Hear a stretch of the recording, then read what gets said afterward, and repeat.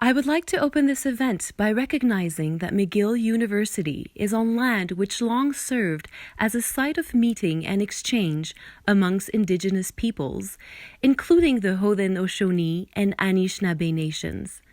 We acknowledge and thank the diverse Indigenous people whose presence have enriched this territory on which peoples of the world now gather.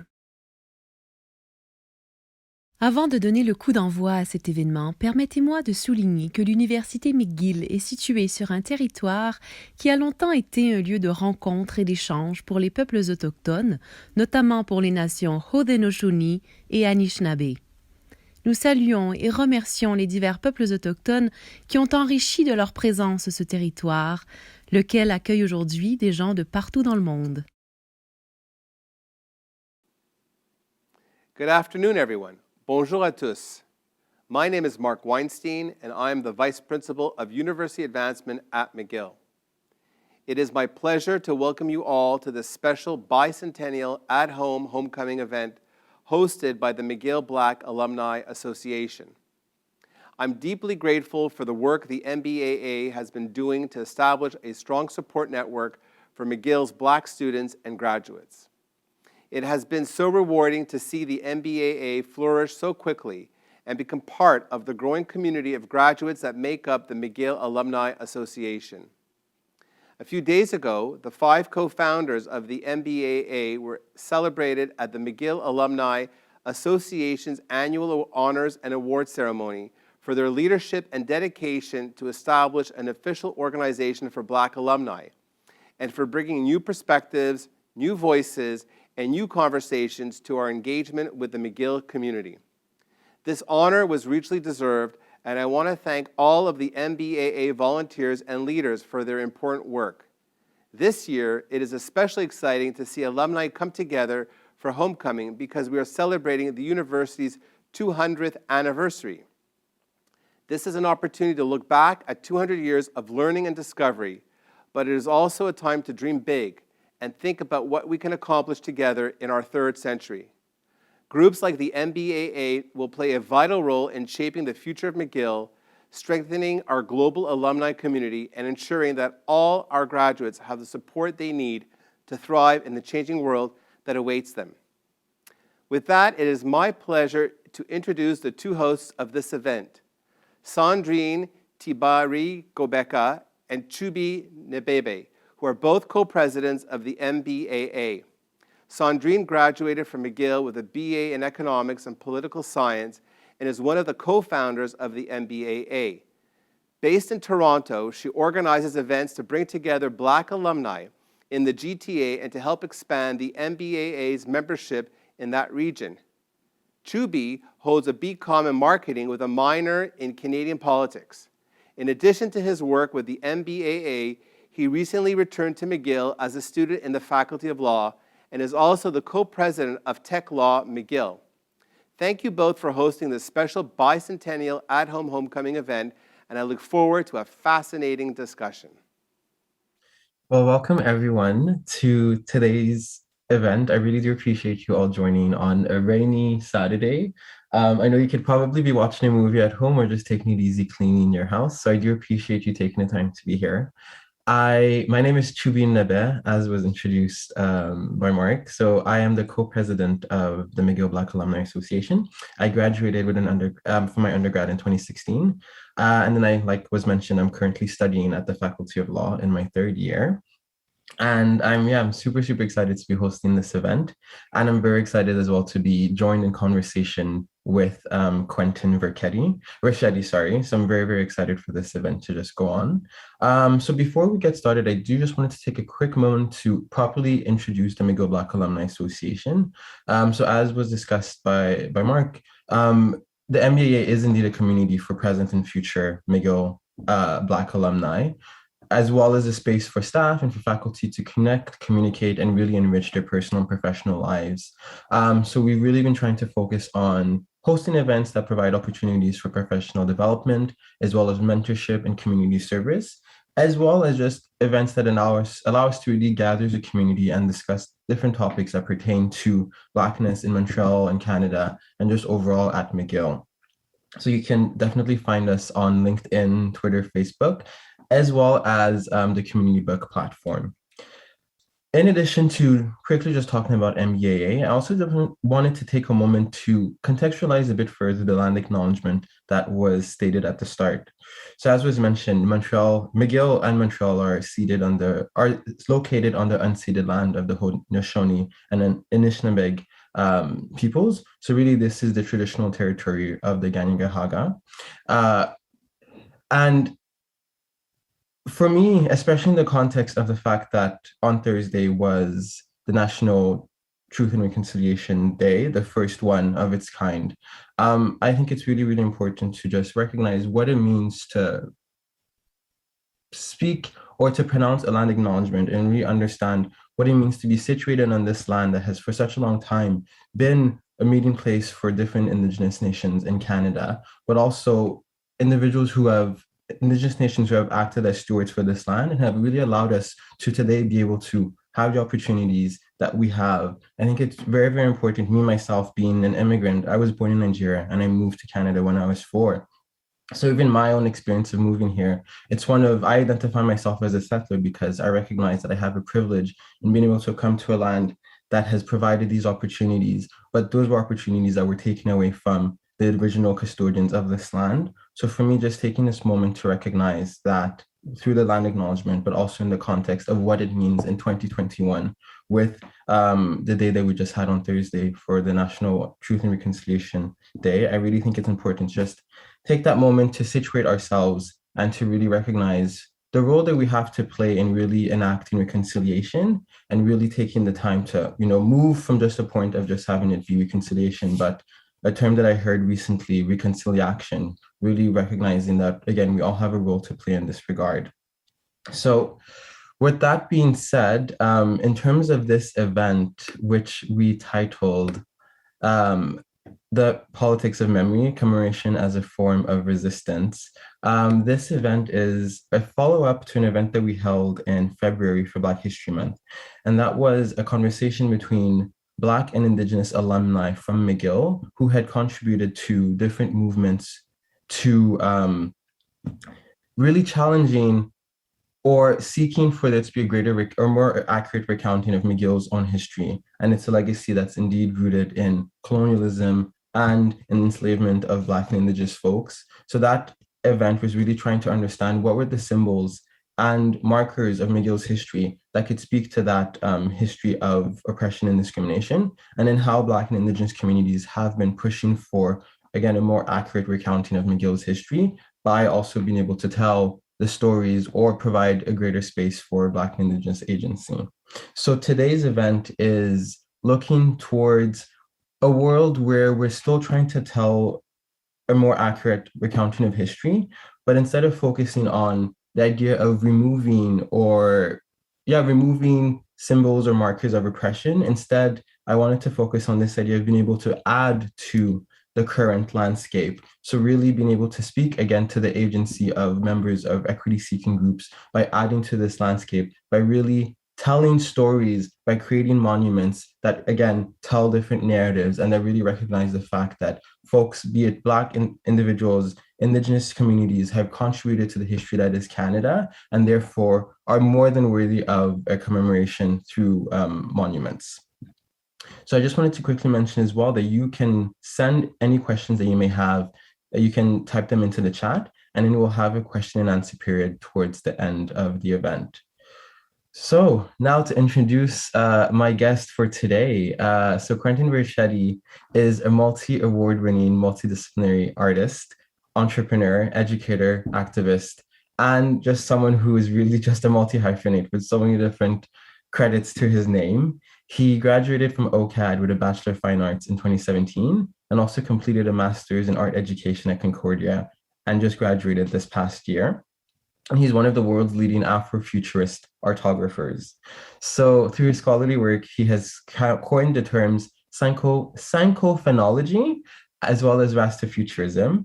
And he has really excelled in creating a name for himself in Canada and around the world in imagining Blackness and Black identities in a variety of different manners that are steeped both in a futuristic lens, but also recognizing the history of Black individuals in Canada and across the world. So Rashedi is also the co-editor of Canada's first Afrofuturism art anthology, which is called The Cosmic Underground Northside, an incantation of Black Canadian speculative discourse and understandings. And this book was published in 2020, and it features works from over 100 Black Canadians. And overall, through his work, Quentin really hopes to engage minds, inspire hearts, and help to make the world a better place, not only for today, but for many tomorrows to come. So with that said, I would like to invite Quentin to the stage, to the virtual stage. We're going to start off with a presentation by Quentin on the work he did for the Joshua Glover Monument in Toronto, which is the background that you see, or his background, so the image you see in the background. He'll also be talking about the work that he's currently doing for a monument to honor Jean Augustine. And then we'll go into a conversation, a moderated conversation between him and I, and we'll end with a Q&A with the audience if you guys have any questions. So that being said, welcome, Quentin. I'm very, very excited to be able to speak with you, to hear you, to just learn from you in this moment, and yeah, just be able to take space with you today. So thank you for joining us. All right, greetings, bonjour, wagwan. Definitely honored to be here speaking from the territories of Takaranto, and I want to give thanks to all of you for being here, and I want to give thanks to your ancestors for allowing me to be here.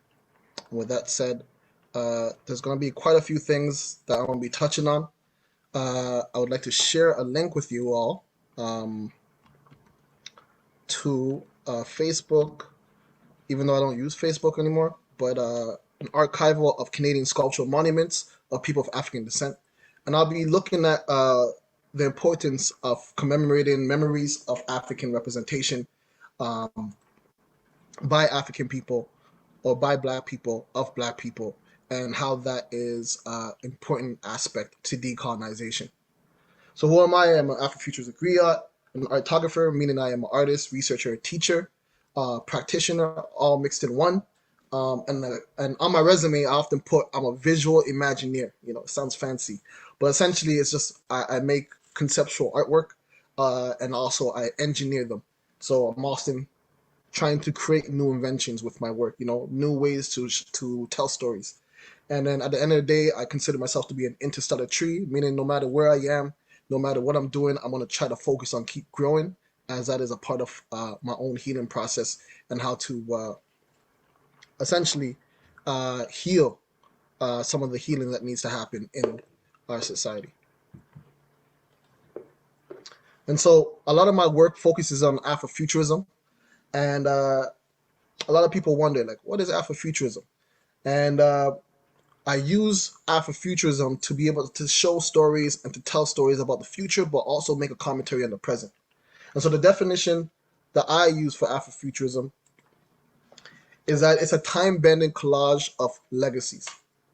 Afrofuturism is a Pan-African frequency that has manifested in the forms of being an arts movement, praxis, methodology, and a ways of thinking about the creative ways that all living things can heal and continue to exist, evolve, or fractal from an Afrocentric lens. And those creative ways can be precise, hypothetical, science fiction, speculative, fantasy, or prophetic.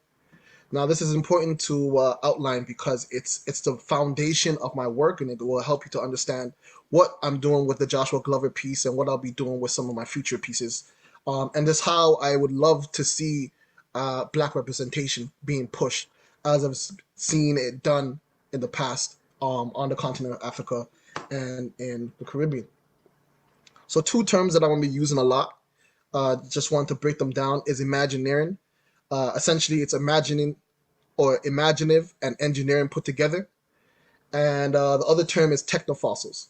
And that's a term that came out of the Anthropocene scholarship, which speaks about humans' impact on the world. And essentially, a technofossil is any human-made artifact, often made out of non-natural or human-manipulated materials. And these materials will last beyond a normal human lifespan. And this includes cement, alloy metals, and plastics. And the term also refers to any remains or preservation of technology for the future. So for me, I look at monuments as a form of technofossils. And the reason I look at that in that manner is because of the ways that it's always been used within the African practice. So let me ask you all this question real quick, and feel free to populate the chat. When you think of monuments, if you close your eyes and you think of a monument, do you think of it being of people of African descent? Or do you, when you close your eyes and you think of a monument, do you imagine white people or colonial figures? Feel free to let me know.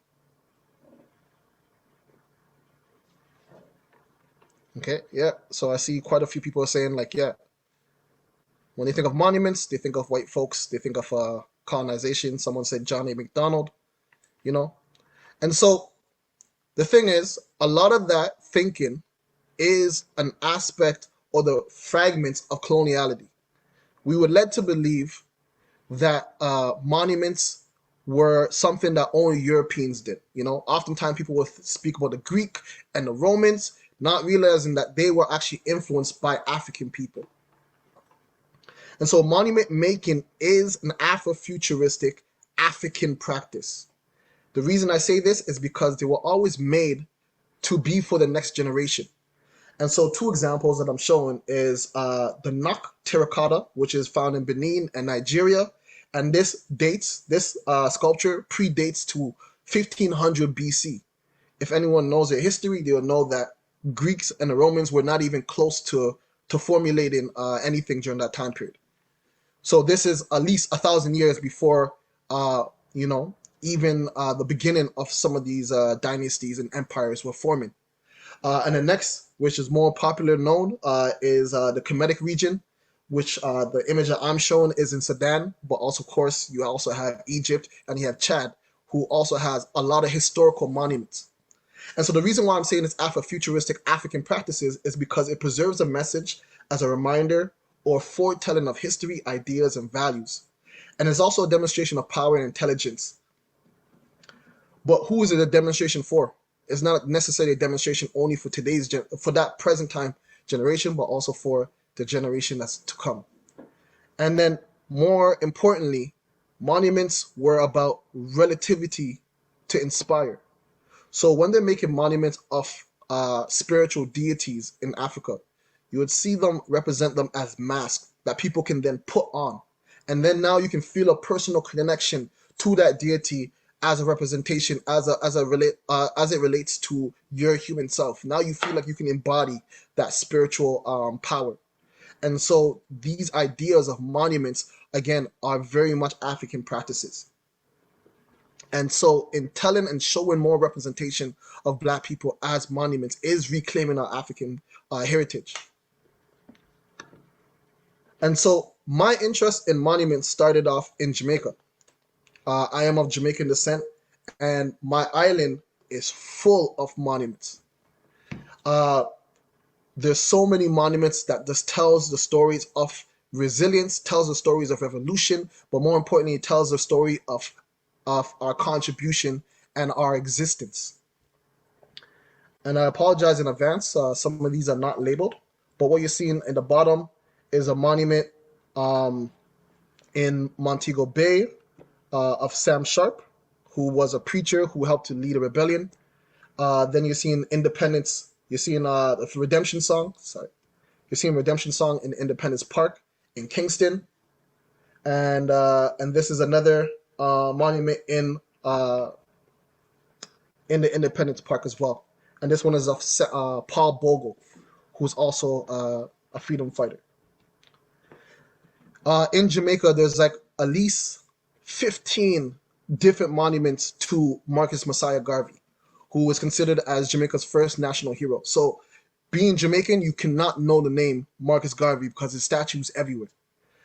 These are just 5 different examples of his statues in different parts of Jamaica. And this is my favorite one. We call it Big Man. Big Man because obviously, Marcus Messiah Garvey was a big man. He was a larger fellow. And so the fact that you kind of get this large, grand size, again, just really speaks to how the people viewed him. But then also in Jamaica, there was monuments of everyday people. The care bearers, as we call them, the aunties, and the mamas, the mums, as we call them, of Jamaica, or of the communities. And so we have one in McGill, um, the mother of giants, as they call it. We have one in Clarendon, which is where my family's from. This one is called Aunt May, in the middle of a marketplace. And then we have another one. I don't think there's a title for this one, but it's found in Westmoreland. So again, just different public art pieces. And in going to Ghana, it also inspired me about how many monuments there were on the continent of Africa. Again, thinking about monument making as an African practice. And so these are just three examples of monuments in Accra. And actually, Accra is trying to fight to be one of the monument capitals in the world, believe it or not. And so again, just all this representation of history in the landscape. And again, this is still in Accra. And so coming back to Canada and recognizing in Toronto and in Montreal, the lack of representation of the history of Black people was surprising for me. And I think about Charmaine Nelson's words in her work, where she speaks about the lack of Black representation as a form of erasure. And so when I think about that, I draw comparisons. For me, when I think about Matthew DaCosta, and when I learned about Matthew DaCosta back in 2000 and I don't want to date myself, but when I was younger, much younger, almost like an adolescent, and I learned about Matthew DaCosta, I was shocked. I was shocked to know that there wasn't a lot of monuments. Actually, there was no monuments of Matthew DaCosta. Because to me, I thought Matthew DaCosta would be highly revered as how Jamaicans would revere Marcus Messiah Garvey. And so to know that there's no monuments of Matthew DaCosta was a shock. Again, erasing that important legacy in Canadian history and world history. And for those who don't know who Matthew DaCosta is, actually, let me ask this question. Has anyone been taught about Matthew DaCosta in school? Feel free to let me know in the chat or in the Q&A.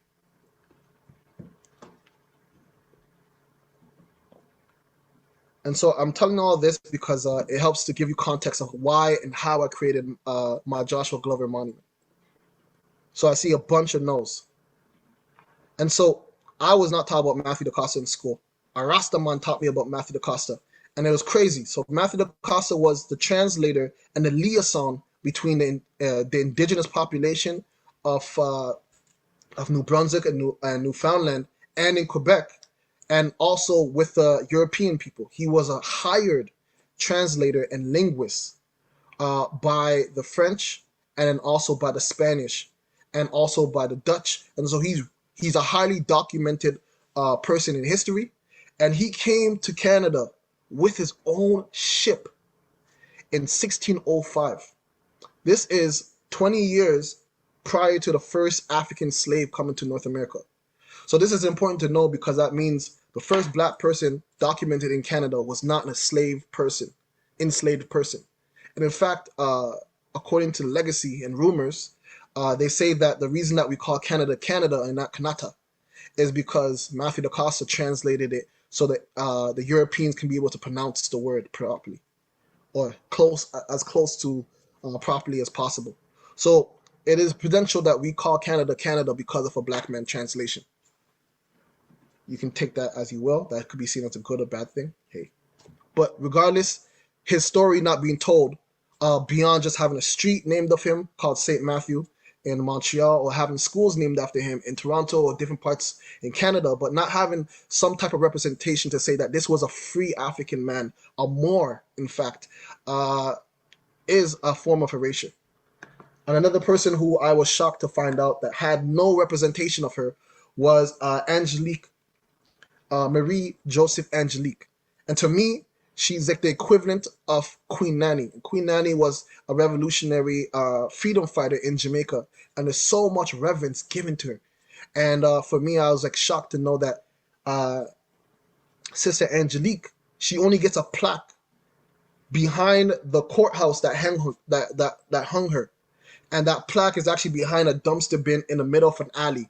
So it just speaks to that erasure of the fact that, like, there's no reverence for this woman who stood up to the powers that be and stood up and wasn't willing to be taken as a slave.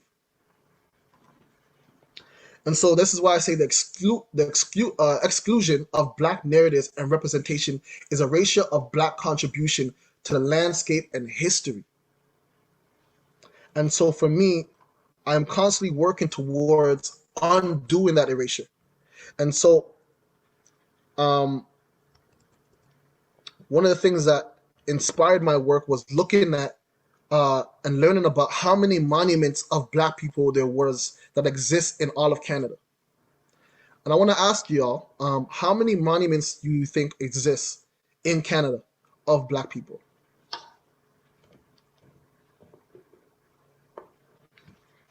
I see 10, I see 20.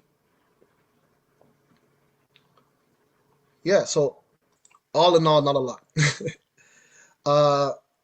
So there's 16 sites, and altogether there is roughly 22 monuments, because on some sites there's more than one sculptural pieces, like in Montreal.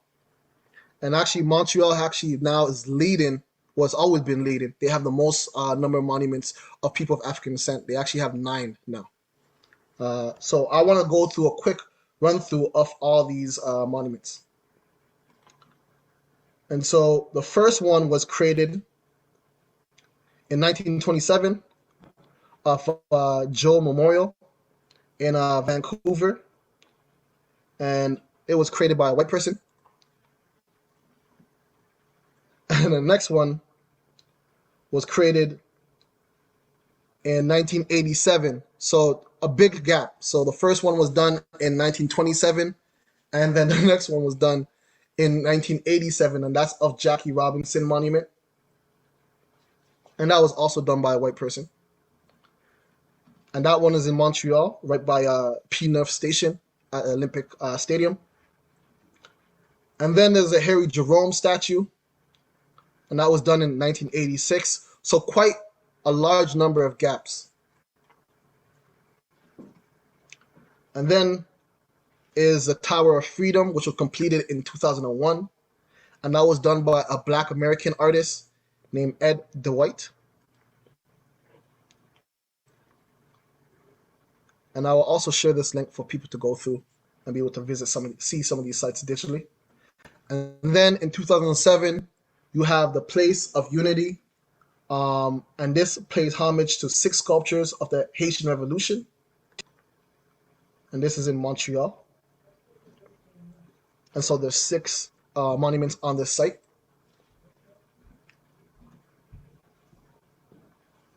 And then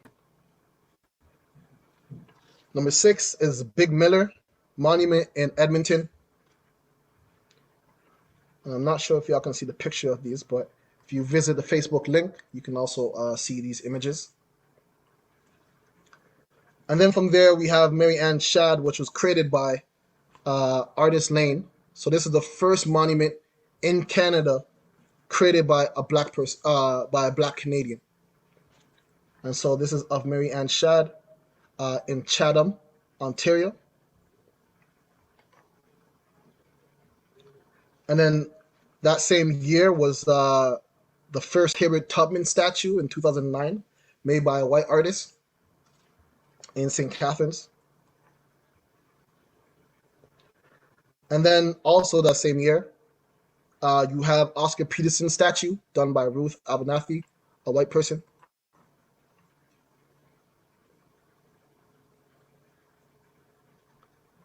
And then that same year, you have another statue of Toussaint Louverture.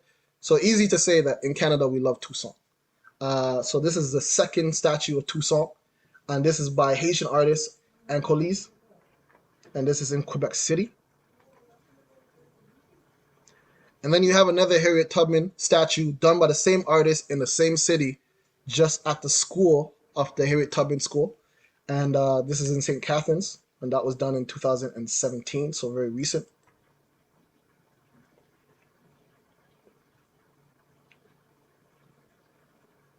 And then you have the third statue of Toussaint Louverture by Dominique Dennery. And this was actually an amazing sculpture by Dominique, and who's a good friend of mine. And that was in 2017 in Montreal, in the park, Toussaint Louverture. And then in 2018, you have Doreen E. Lewis, a monument at Annapolis Royal Town Hall. And that was done in Nova Scotia in 2018 by a white artist. And you have Tiger Warrington Monument, and that's also in Halifax. And then we have, most recently in Montreal, the sculpture of Danny Lefleur, and that was done in 2020, downtown Montreal, by the BNQ Library. And then last but not least, we have my Joshua Glover Monument here in Toronto. So the reason I want to show you that is to show like how many representations of Black narratives there are. And I'm pretty sure that seeing those names, you can already see the gaps in the representation. There's so many more people to represent. There's so many more stories to represent. And so in recognizing this lack of representation, when I was given the opportunity to make, and these are the images of each of the Black sculptors who made art pieces in Canada. So I'm the fifth. There's only 4 Black people to make monuments of Black people in Canada. So you can see Ed DeWitt right here in the corner. And he's standing in front of his Underground Railroad Freedom, the Tower of Freedom in Windsor. You have NLCs in Quebec City. You have Artist Lane standing beside her statue of Mary Ann Shadd Carey. And then you have Dominique Dennery standing beside Toussaint Louverture. And then you got me standing beside Joshua Glover. And so in creating the Joshua Glover Monument, I wanted to tell more than just a basic story of a runaway enslaved person.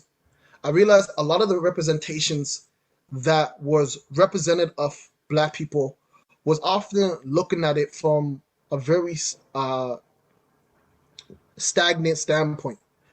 A lot of them lacked, and this is no disrespect to anyone, but for me, a lot of them lacked a sense of telling a fuller story and inspiring people. It's like, what about that person is inspiring?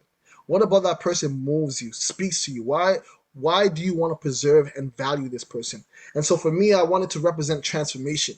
I wanted to represent more than just a story about slavery. I wanted to tell a story that multiple people can connect to. And so in order to do that, I had to dig deep within myself and speak to my ancestors and essentially think about what about this story speaks to resilience and speaks to fighting against oppression and something that other people can take with them to continue that fight. And so I took a lot of inspiration from Sun Ra, who speaks about the Black myth, and he speaks about this idea of Black people not existing because we don't believe in ourselves and because we don't take a space and claim space. And so I just want to quickly play this clip. I just got to reshare. How do you know I'm real? Yeah. I'm not real. I'm just like you. You don't exist in this society. If you did, your people wouldn't be seeking equal rights. You're not real.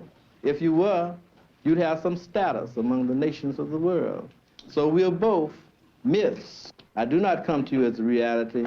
I come to you as the myth, because that's what Black people are, myths.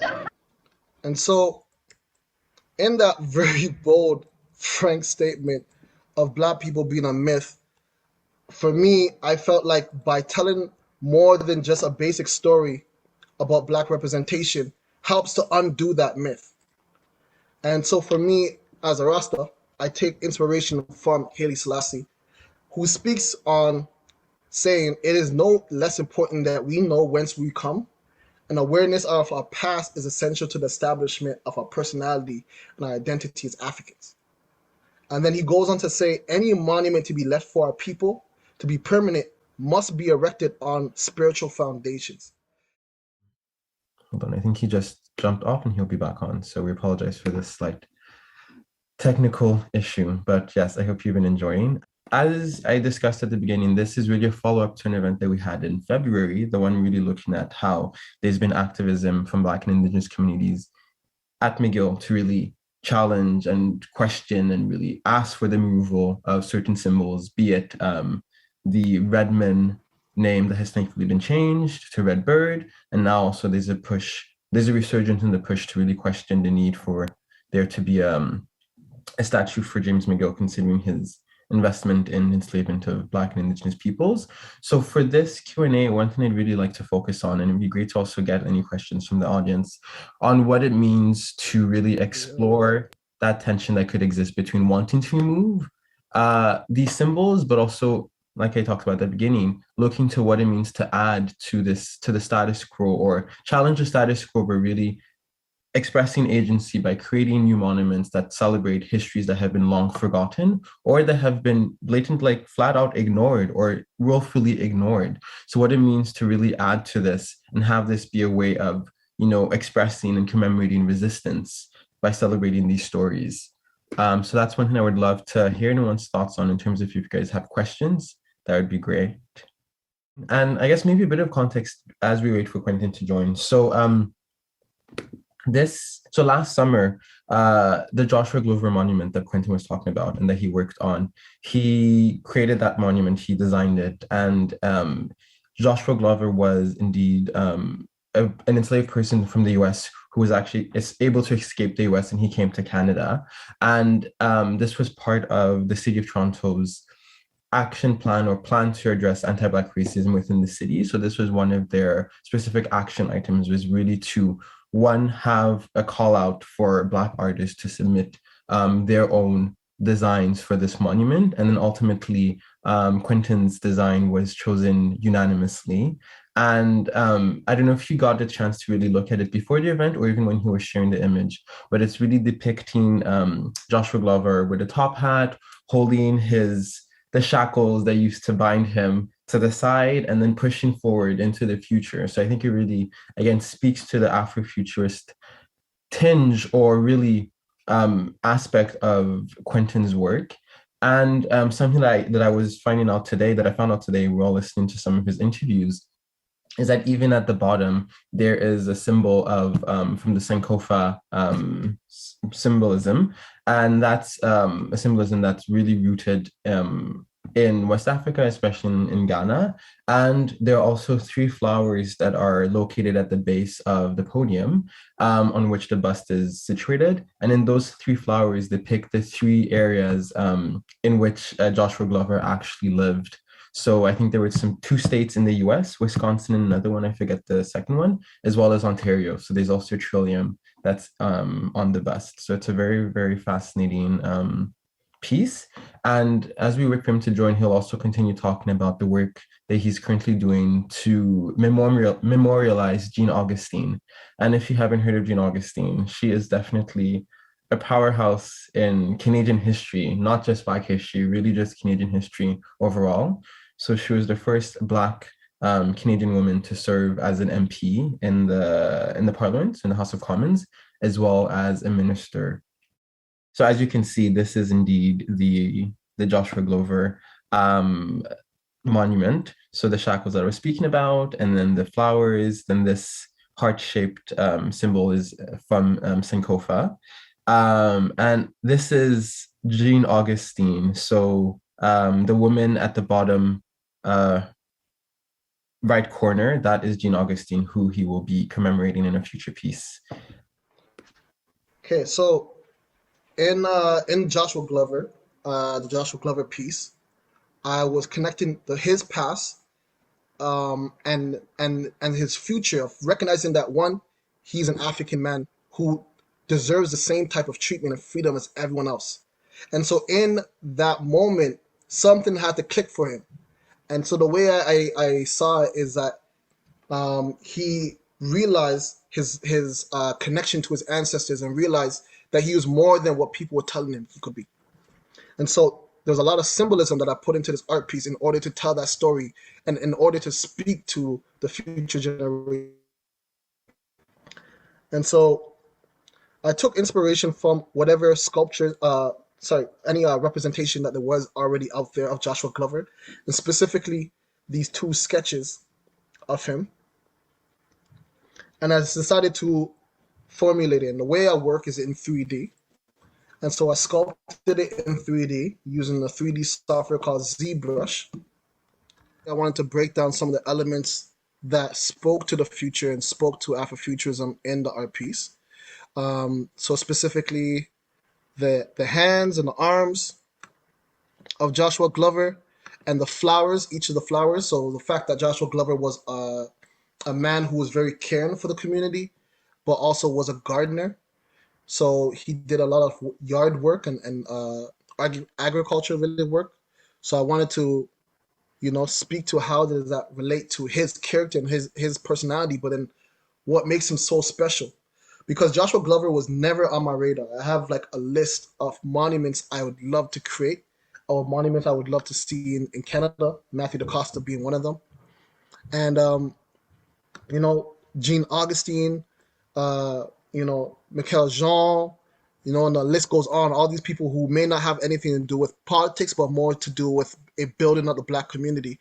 And so I really wanted to depict how can these traits that made Joshua Glover be remembered and be chosen to be a monument be something that we can embody. Because again, if we think about monuments as an African practice, we have to remember that African people were trying to give a message to the next generation, to the people for the future, for them to aspire to, right? So it's like, what are the positive things that I can speak to that I don't see in other colonial monuments or other monuments in general?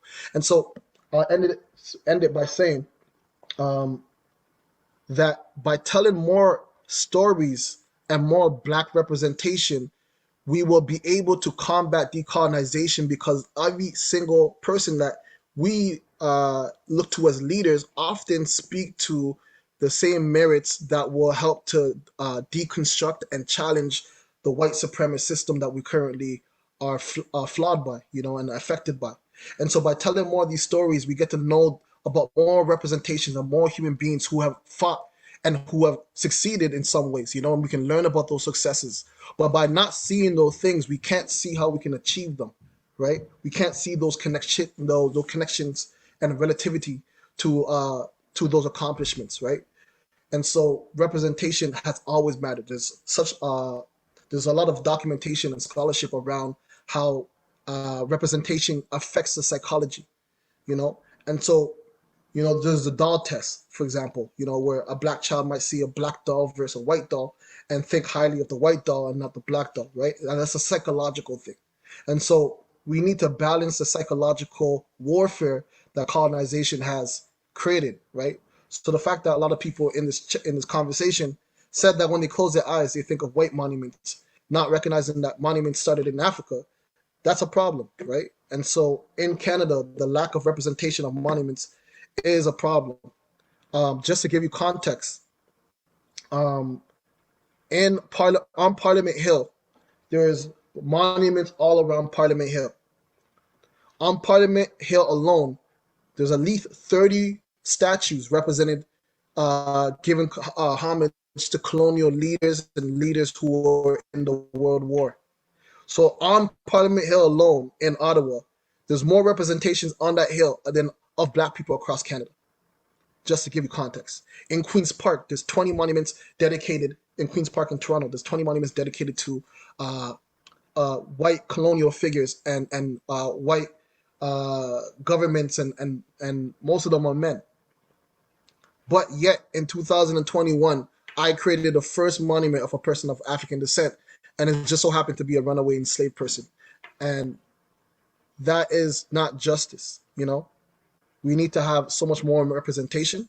And I think that one of the biggest things that plagues us is that we wait for the government and we wait for governing bodies to make these things happen. And if we do that, then we're going to continue to cut ourselves short, because the Joshua Glover monument that I created is actually the most underfunded monument to yet be created of a Black person of African descent.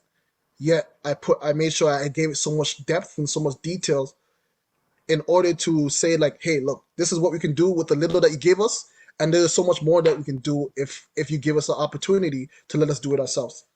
And so I want to encourage you to think about different ways that we can maybe support to tell more stories and to continue to challenge the system and the powers that be. Perfect. Well, thank you so much, Quentin, for that super, super informative presentation. Like I, for one, have just been so enraptured by just hearing you speak and hearing about your process, hearing about what has brought you to this place in terms of like how you create your work, what has inspired you. And I just really want to sincerely thank you for just sharing that with us. So I just want to quickly share the monuments of Black Canadians that I think should exist in the near future in no particular order. So Matthew DaCosta, Mary Joseph Angelique, Elijah McCoy, a great inventor, considered one of the greatest. Violet Pauline King Henry, the first Black lawyer. Rita Cox, who created like the library programs that we have across the world, actually. Artist Lane, one of the most accomplished Black artists, or artists actually, out of Canada. The Honorable Jean Augustine, for obvious reasons. The Honorable Mikhail Jean, for obvious reasons. The Grand Master of Science Fiction and Speculative Fiction, Nalo Hawkinson, who is now a knighted woman, one of the first Black women to be knighted. She's not born in Canada, but she is a Canadian citizen and calls here home. And I think everyday community grandmothers and my mama for raising me. I think she deserves some money. And your mama, And so I just want to share that list. Yeah, I definitely do agree. Right, all of our moms deserve their own monument. That is not even a question. But yeah, thank you so much, Quentin. I really enjoyed, and I hope the audience, you guys have also enjoyed this presentation. So I guess to start off, I quickly just want to know, just on a more personal level, how have you been with everything that's been going on, obviously with the pandemic, everything that happened last summer, and then just the following, everything that just preceded since then? How has that been for you, this whole year and a half of uncertainty and constant change? And have you coped with this as an artist, as an individual? How has that been? I made the monument during COVID, at the height of it. And so it was interesting to be told that it was one of the fastest created public art pieces that the city of Toronto ever had. Like the park is actually not finished. Like if you go to see it, the park, like the monument itself is still like behind fences, like blocked off because like they didn't expect me to finish it so fast. So all that to say, like this has like the whole experience has really amplified my need to like go inwards, and find balance, spiritual balance, meditating, and also just really channel my creative energy. And so I can't complain, and I've been just super grateful. Well, I'm glad to hear that. And I'm glad that, like, yeah, for you, this was a moment that's enabled you to produce such a compelling piece and also be able to take stock and really find moments of your own introspection through meditation. I think that has helped a lot of people as well. So I'm glad to hear that despite everything going on, that this has still been a moment where you've been able to, grow as an artist and in your own personal life. So in terms of, like the theme of the conversation that I wanted to have, or at least to start off, while we were having those technical issues, I was just trying to contextualize again with the audience what the intention of today's, discussion would be. And one of the first things that I just wanted to talk to you about is, in your mind, you think that there is a tension between this desire, to remove, call out, tear down, dismantle, like actual physical structures or names or things that speak to a history of oppression and of marginalization, and really just remove them and start afresh? Or do you still think that is there a tension between that idea, that desire to remove things, versus a desire to just add on to build on top of, and sort of move forward with the current status, the current landscape we have today of monuments that often depict or commemorate histories of, straight white men, white women as well, but aren't as reflective of the contributions of Indigenous folks in Canada, Black folks in Canada, and just folks from all over who've really built the country to be what it is today? Do you think there's a tension between that, removal versus adding onto, or do you think both of those ideas can sort of exist or coexist simultaneously?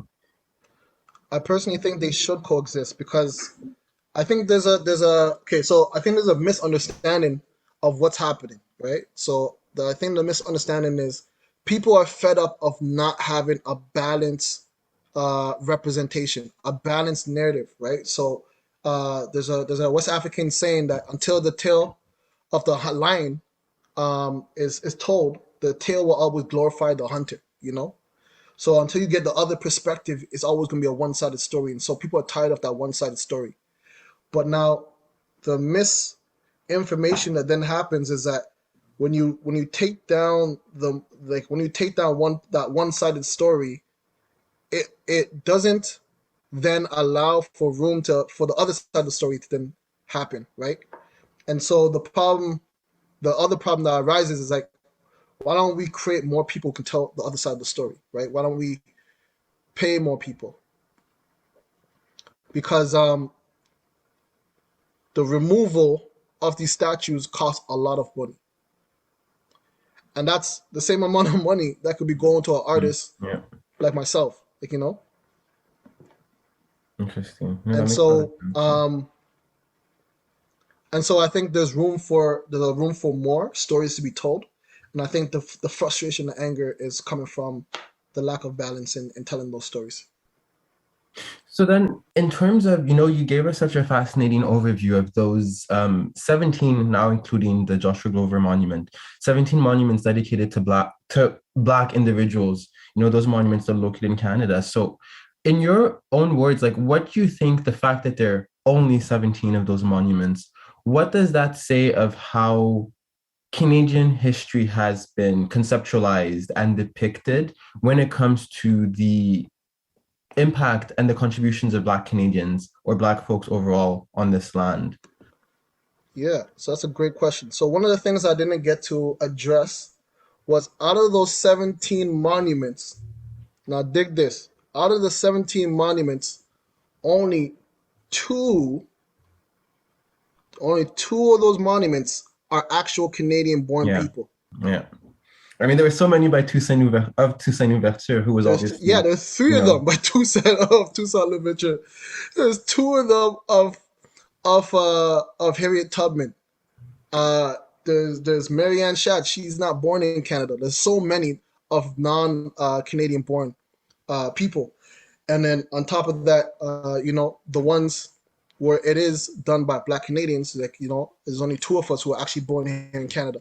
So there's, again, so much more richer history, and not richer, but there's so much more history to be told about just the Canadian experience of people who are born in Canada, So what's being said is that the history of Black people in Canada is often from people who are not from Canada and who came to Canada, And I think the problem there that lies is that it then doesn't allow for the conversation of allyship that took place between Indigenous and Black people.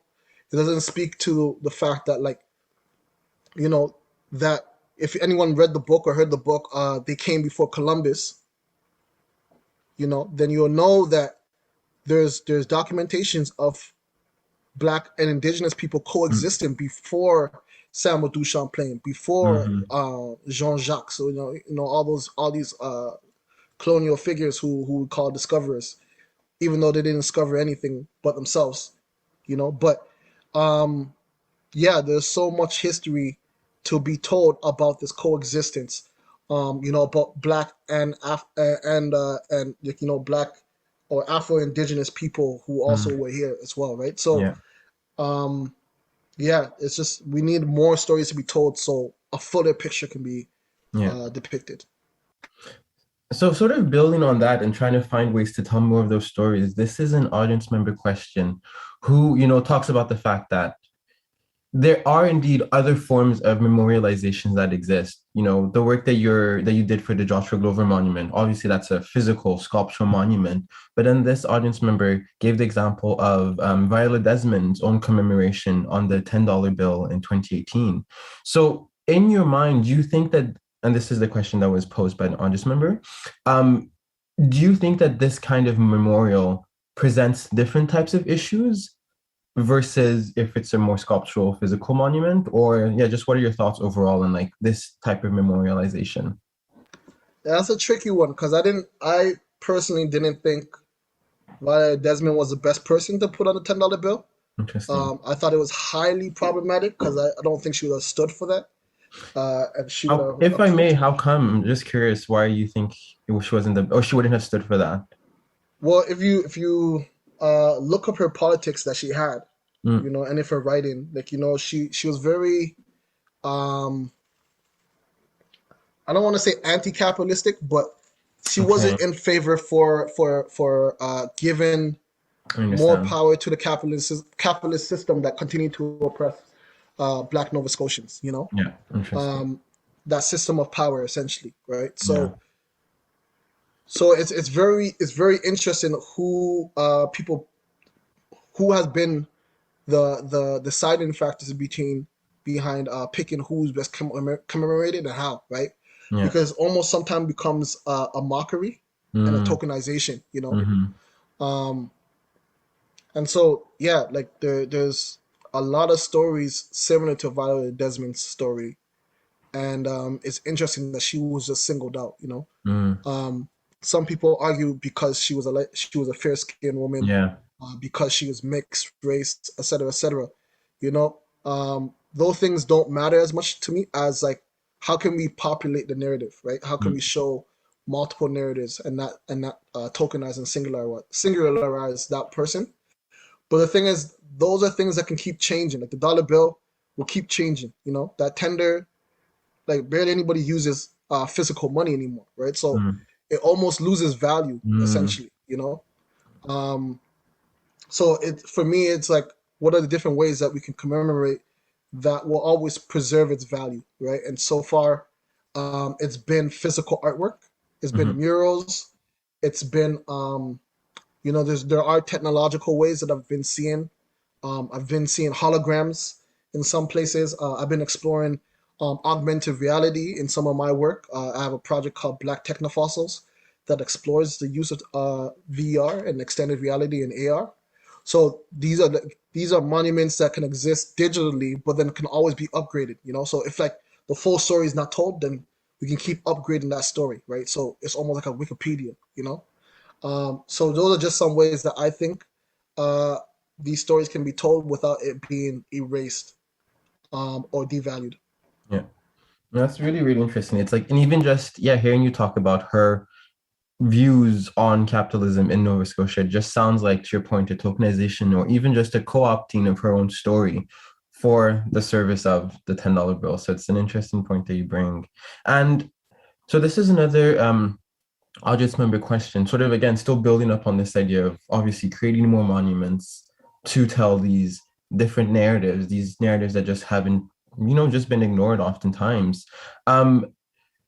So this is what the audience member asked. The fact that there are so few monuments of Black individuals in Canada speaks to the obvious need for many, many more and the lack of education in the space in general. In parallel, however, given that there are so many more monuments of non-Blacks, is the opportunity for the installation of counter monuments just as timely? And maybe just to build onto that, I would just love to hear your thoughts overall on the use of counter monuments as a form of memorialization. And maybe before we jump into that, to contextualize for the audience, so really counter monuments is the idea of creating physical, sculptures, monuments that engage in a direct dialogue with an existing piece that's already there. So really being able to directly challenge something that exists in the landscape already by challenging that narrative or introducing another narrative that sort of frustrates what's being depicted. So yeah, what are your thoughts? Do you think that when it comes to the memorialization of like Black Canadians, that counter monuments are a useful tool or? hmm Well, that's a great question. Thank you for that question. The thing is, though, like when you look at the definition of counter monuments from the academic standpoint, literally every representation of Indigenous and Black people is a counter monument. And the reason why I say that is because counter monuments, like the different criteria of what make a counter monument, where It can pay homage to more than one thing and not just one person. It doesn't always take the shape of a one subject or of a human subject. It can be abstract shapes based on location, accessibility, audience experience, da da da da. Like all these different things, like those fit into the category of like what indigenous, and when I say indigenous, I mean like there's different global indigenous people, not just a North American, but different indigenous groups have done with their own monuments. You know, like I said, in Africa, a lot of these monuments were living, right? They were performative, like they were not just like stagnant. Or sorry, let me not generalize, but like, you know, in specific cultures within Africa, specifically amongst the Kemet people, Benin, and the Khan, and I'm pretty sure there's many other.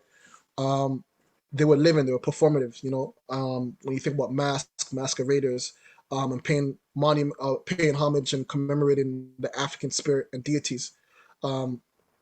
So all that to say, yes, I think it would be great to see collaborative monuments that are counter.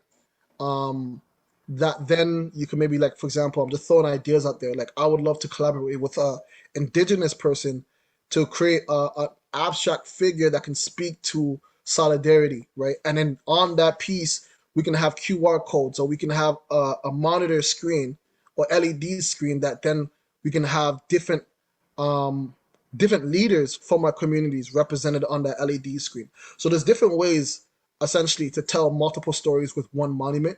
And I think the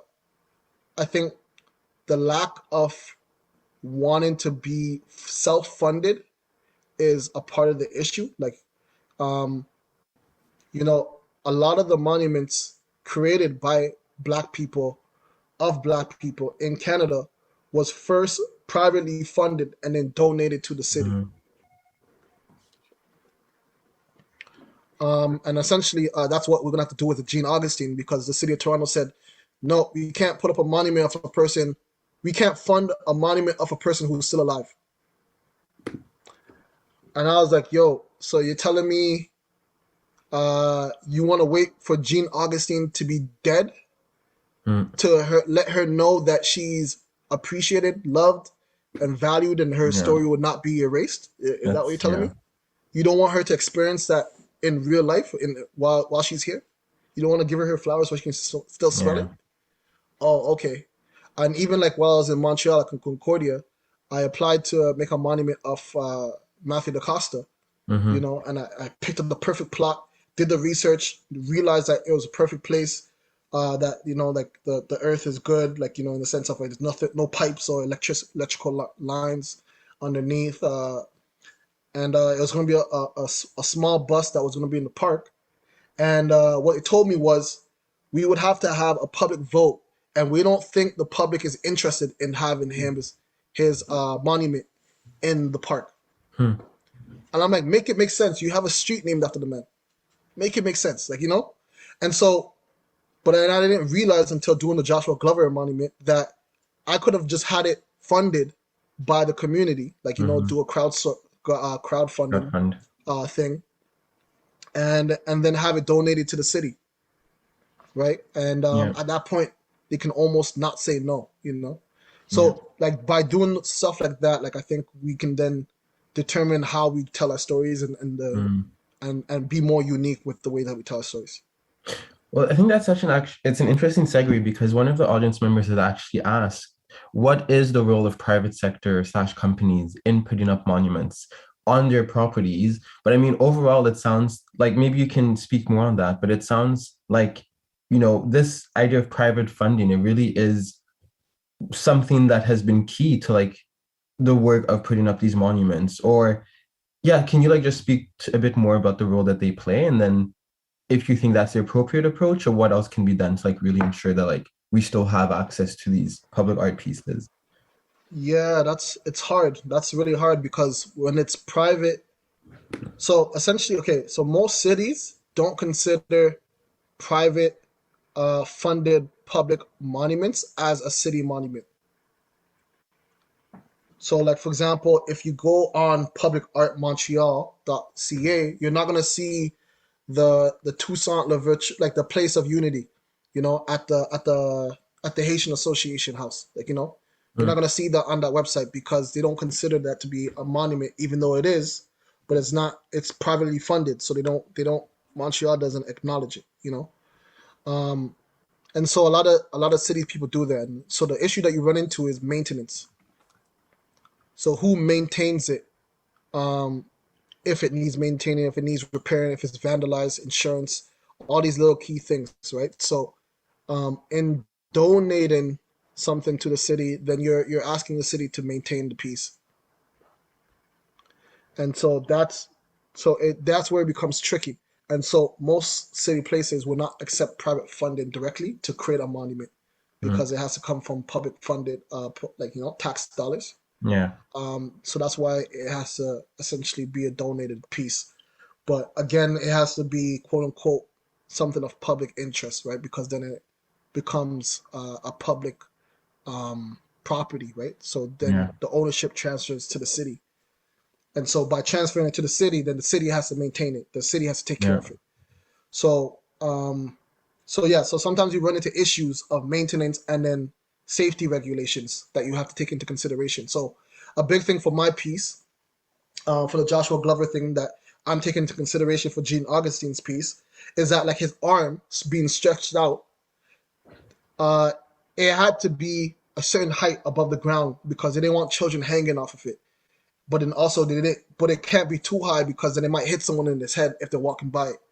And so the way I worked around that was I asked the city to create a rose bush that would be installed around the art piece, right? So then people can't walk into the arm, you know?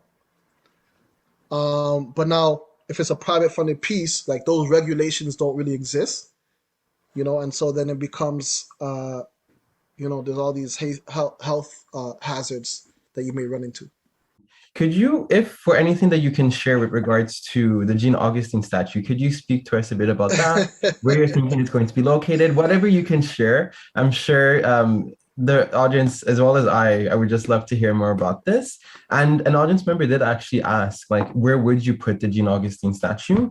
And the same audience member had provided a recommendation that, considering the fact that Jean Augustine played such a major role in the creation of the statue of the group of five. So these were 5 women who got recognized as persons in the landmark Supreme Court case in the early 20th century. And in this group of 5 statues located at Parliament Hill, the audience member was thinking that this could be a great place to, situate the Jean Augustine Memorial. I love that. I love the idea. But yeah, so essentially, it's going to be a 2-part piece. The first part is going to be just the bus, and then she made it very clear to me that, and I quote, she said, "I am a full-figured woman. I'm a full-figured Black woman, and I deserve a full figure." I said to her, "Yes, Auntie."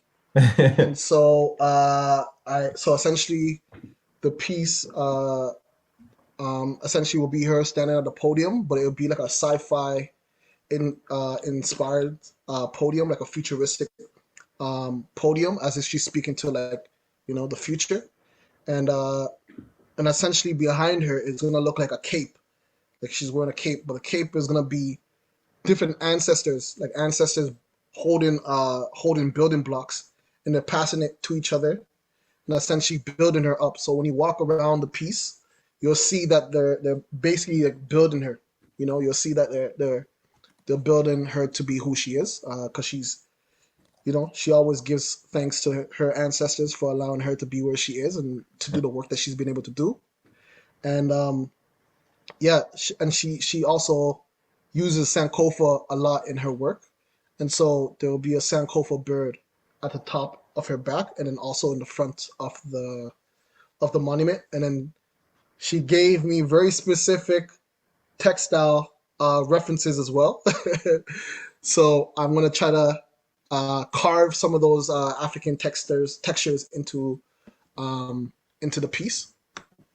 I just have one more question to ask. So maybe once I ask that, it'd be great if you could share that. I'm sure everyone would love to see. And then we'll wrap up the conversation subsequently. But the last question, this is another question submitted by an audience member, a super fascinating question. So I'll read it out in full. So as part of the National Day for Truth and Reconciliation that occurred this past Thursday, Trent University unveiled new installations at its campuses to pay tribute to the importance of the original treaties pertaining to the land upon which its two campuses were built. So, Quentin, what do you think of university campuses as spaces for these kinds of monuments? What are the best urban integrations for commemorative monuments? Oh, that's a really great question. I think it's good to have them on campuses.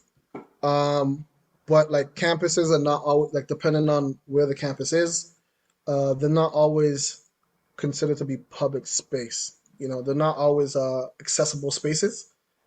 So that's always a concern. But I think, yeah, monuments should, commemorative pieces should be on campuses because, the future does lie with, these intellectuals, these future intellectual people. And then also, recognizing that universities in Canada specifically, historically, has been sites of emotional and mental trauma, and where those are sites where, like, if you think of uh, McGill, even like before Concordia changed the name, as from uh, George William, is it? No, Yeah, yeah, Sir George William, William. Yeah, yeah, correct. sir, Sir yeah. George William. So those are sites where they were intellectualizing racism, Mm, and oppression, and they were like justifying it in their own intellectual ways, And so I think by having these things, these representations, and these narratives on campuses,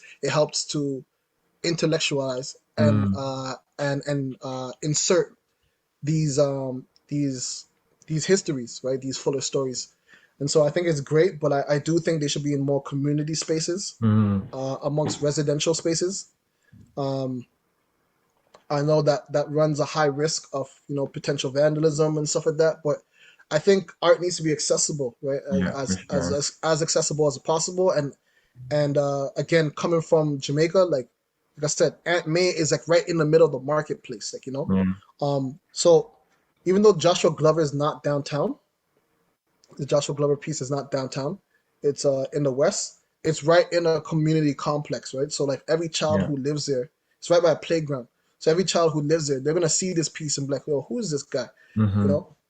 And then they're gonna learn his story and then be like, "Oh, this is why Quentin put that in this art piece because it's about transformation. It's about these qualities, right?" Because one of the things I was gonna say in my presentation was Joshua Glover, he didn't do anything amazing. Let's just be honest. He didn't do anything amazing in the sense of his story is very common. He's amazing because he survived slavery. He's amazing because he escaped slavery, but he wasn't the only one who did it. There's many stories of escaped enslaved people. What made him stand out is because of his personality. Because white people chose to document him Yeah, because of his character, because of his virtues, right? They spoke about how of an upstanding person he was, despite people calling him all type of names, despite people treating him all type of ways, So his resilience was in his own demeanor, essentially, yeah. and his own being a virtuous person. So for me, it's like, yo, he's important because he decided to be a good human being, a good person, despite all the BS he's been through, you know? Mm-hmm. And it's like, there's hope for us, Yeah, no, there's for hope for sure. us to not be crappy people, treat people badly just because they Yeah, treated us badly. There's a hope for people to continue to build community despite if that community rejects you, yeah. um, so that's the story. That's kind of the message that I wanted to tell, So I think um, by having these pieces in residential spaces, kind of allow again that message to sometimes be received by particular audiences that may not be um, as accessible as if it was on a campus. Yeah, that's really, really interesting. I think that I know it's a long answer. no, but I think really the accessibility pieces, I think it's such a fascinating idea. And we have actually one more question from the audience, but even just hearing you now talking about, yeah, like why, Joshua Glover, of all the, other enslaved persons who made it to Canada and found their freedom here, why he was chosen to be the one that's commemorated. It just makes me think too about a conversation that you had with Umbreen at the AGO, or one of the AGO events in November 2020, how you were talking about like just, it'd be fascinating to move to a point where we can celebrate, Black history, celebrate Indigenous history, celebrate, the history of like non-white folks, but just be, regular, just everyday situations of just celebrating those histories, just like where you were showing in Jamaica with those statues in the marketplace. I think that's such a fascinating idea of reaching a point too where, the landscape is reflective of the population, but in such a more casual manner where it's just we're celebrating everyday people, normal people as well. So it's great to just hear that. And I'd say that the last question we have from the audience is actually a very fascinating one, considering the fact that, this monument to Joshua Glover emerged, like you worked on it last year, and we all know how last summer was in terms of the resurgence of the Black Lives Matter movement. So the question is from the audience was, what are some of the ways or instances that your practice has shared the same space with the Black Lives Matter movement? Well, I mean, Afrofuturism skips over the sentiment of Black Lives Matter. It's implied, right? Because you can't have a future with people of African descent or Black people if their lives didn't matter. Like, so it's already implied in that sentiment. And so it's jumping past the thing of like convincing or stating that Black Lives Matter, and it's like it's a thing, like, and we're now living from a perspective that's inspired by people of African descent and indigenous worldviews, So in preserving these stories, it is already implied that this Black Lives Matter, and then all these Black lives that we're trying to inspire also matters, So so it's already embedded in the essence of what it is, and Afrofuturism and Black Lives Matter it goes hand in hand in a lot of ways. Like by getting people to realize Black Lives Matter, then you can then start talking about how do you value the future of Black lives, How do you value the quality that Black lives have, So it goes hand in hand. But yeah, for Afrofuturism, it's just jumping that hurdle and saying this is the different ways that we matter to us, by us, for us, and we're not waiting for other people to validate. Like just hearing you speak, like for me, it sounds like, and as in my understanding, Afrofuturism takes for granted that like Black Lives Matter, it's a given. Therefore, now let us imagine what Black futures are like, So that's really, really interesting. So I think, I mean, if we're having a real conversation, just to add to that, because I know your family, so Niger people are very proud, And, we are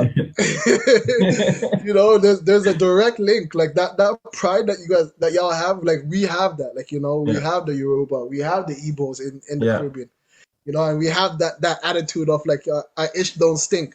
But one of the things is like for us, and when I say us, I mean people who are not specifically whose roots don't end and begin only in North America or Torres Island. Like the Blackness is a context that is very specific to the Western world. And what I mean by that is like when I go to Jamaica, I'm not Black. Yeah, you just are. Everybody else I just am, right? And so then it becomes, what region are you from? Where's your family from? It becomes, what ethnicity is you from? Like, what tribe? So then it becomes down to more like, what are the values that you're coming from? And I think that's the place that Afrofuturism jumps to. That Black Lives Matter is not yet at that conversation, because we're still trying to get people to understand why all these things, how all these things all connect to the quality of living that people are under currently. So one is very present based, and it's trying to get everyone else on the same page.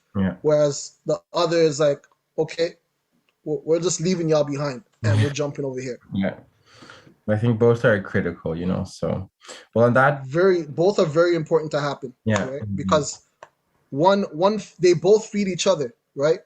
So because again, it's like we're both trying to elevate our quality of life on this planet, right? And then it's also we're trying to elevate everybody else. Yeah. So one is like, okay, we're gonna continue doing us. Like Niger is gonna continue doing Niger, and the way we've been excelling. Jamaica is gonna continue to do Jamaica as we've been excelling. But then the other one is like, okay, our people are excelling as people who care for the earth. How can y'all start now caring for the earth by caring about the people who's on this earth? Yeah. Right? So it's like Black Lives Matter is more trying to help everybody else if you really think about it. Yeah.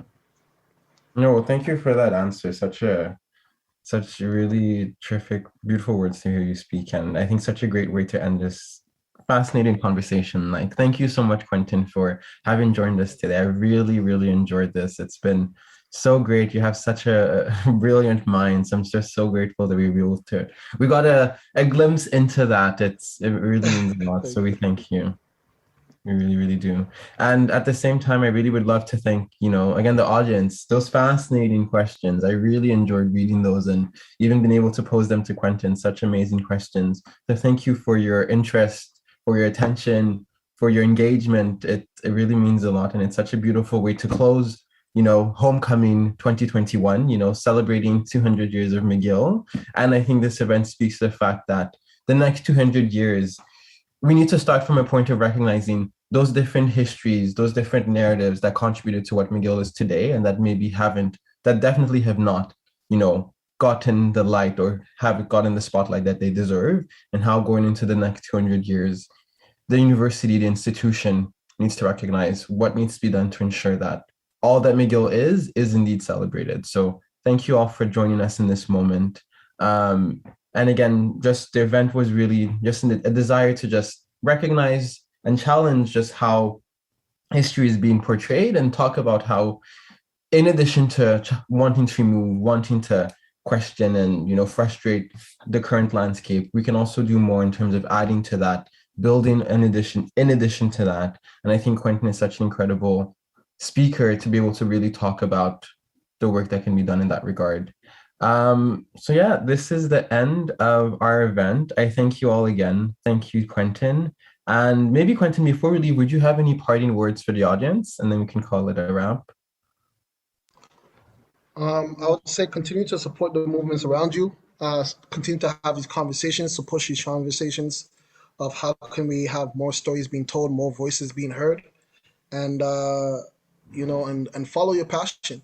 Everyone doesn't have to be doing the same thing. We aren't all put here to be doing the same thing. Yeah. And I'm definitely grateful for this platform, and I just hope you keep this thing going. Thank you so much. And again, thank you, Quentin. Thank you all the folks at the McGill Alumni Association for helping us out with this and all the back end work. And thank you, audience, for joining. It's been such a pleasure, and I do hope you all have a great rainy Saturday afternoon. It's been a real blast. Thank you, everyone. Have a nice one.